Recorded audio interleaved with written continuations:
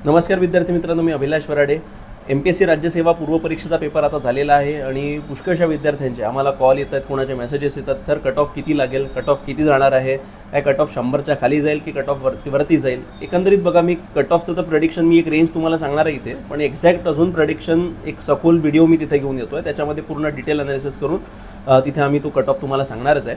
पण माझ्या अंदाजानुसार जेवढा हा पेपर होता, पेपरचा एक म्हणू शकतो की थोडा टफ हा पेपर आहे. मीडियम टू हार्ड कॅटेगरीमधला आपण याला पेपर म्हणू शकतो.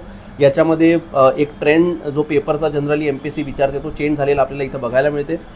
विशेष करून इतिहास आणि सायन्स अँड टेक्नॉलॉजीचे प्रश्न काठिण्य पातळी खूप जास्त होती. तर ओव्हरऑल जर बघायला गेलं ते आमच्या मतानुसार सध्या परिस्थितीत जो कट ऑफ लागू शकतो तो 100च्या वरतीच लागणार आहे. विद्यार्थी मित्रांनो, जर तुमचा स्कोअर 100च्या वरती येत असेल तर तुम्ही कोणताही दुसरा विचार न करता सरसकट तुम्ही मुख्य परीक्षेचा तिथं अभ्यासाला सुरुवात केलेली पाहिजे.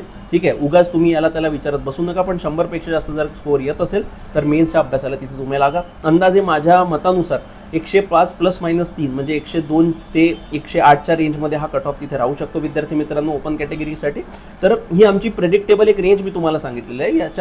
याच्याच आधारावर आम्ही एक डिटेल डिस्कशन आम्ही तिथे घेऊन येणार आहे. त्याच्यामध्ये अजून आम्ही क्लिअर तुम्हाला सांगू की कट ऑफ एक्झॅक्टली आमच्या ॲनालिसिसनुसार किती राहील, काय राहील, या सगळ्या तुमचं प्रेडिक्शन काय कट ऑफचं हे तुम्ही तुमच्या कमेंट सेक्शनमध्ये सांगू शकता. धन्यवाद.